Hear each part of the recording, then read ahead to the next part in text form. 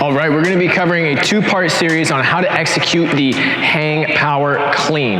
The first two movements that we're gonna be covering is how to get set up and also the jump and shrug at the same time.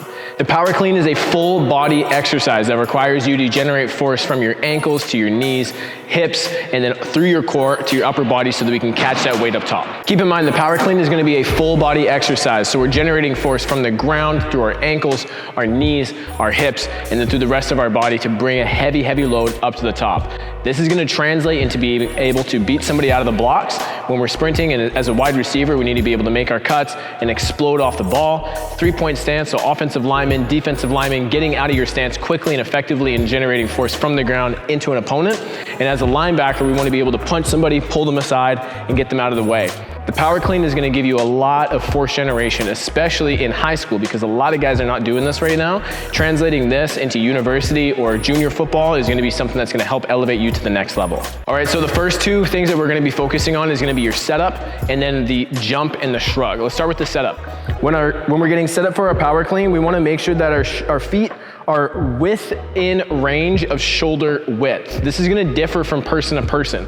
With your hip size and how wide your shoulders are, it may be a little bit wider for you versus it is for me.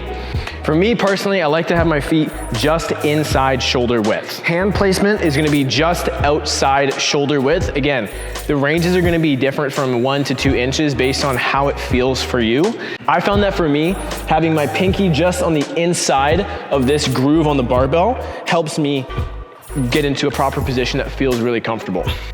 Now, a couple things when we are getting set up as well, we gotta keep in mind that when we're grabbing this bar, when we're getting down in this position, nice and low, grabbing that barbell, pulling our body down, pulling our chest up, armpits are into the hips, and now we're just gonna deadlift this weight up off the ground.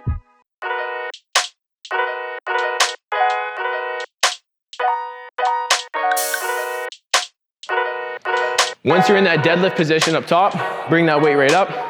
We're gonna hinge forward so that that barbell is right in line with our kneecap, all the while still keeping that tension with our armpits into our hips, driving that down to keep that tension in your back and allowing the chest to stay up.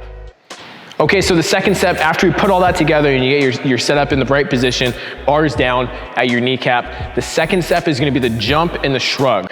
These two movements are gonna be really important for you to be generating force from the ground and straight up into the air. A couple things we wanna keep in mind when we're doing this. When we are jumping, I want you to literally jump that weight up into the air. So get up onto your toes and get extension in your hips. Your hips are gonna come forward and you're gonna get up onto your toes while leaning back slightly. This position here is gonna help you clear that bar up your torso and get it nice and close to your body as you're coming up. So there's 3 important things we want to pay attention to when we're doing this. After you're in your setup position, we're gonna jump up onto your toes, we're gonna shrug that weight up, and then we're gonna drive these elbows straight up into the air so that that bar can stay nice and close to your belly and your chest as you're coming up. Naturally what happens is when you do this jump, when you jump upwards and that bar makes contact with your hips naturally, that bar is gonna wanna swing out in front of you and create distance and separation. Think about the further that barbell creates distance and separation from your body, the less force and power that you're gonna be able to generate. So, as you're doing that jump, you're up onto your toes, you make contact with your hips onto that bar, you're gonna shrug your shoulders up and you're gonna allow your elbows to pull up so that bar doesn't go away, but it goes up across your body, nice and close to your belly, and then getting ready for your catch. That's part 2 is gonna be the jump and the shrug. So that's everything for part 1 of this video. Practice your setup and practice your jump and your shrug. And do this before every single workout so it feels very clear in your mind how to perform this exercise. Get ready for part 2 coming up.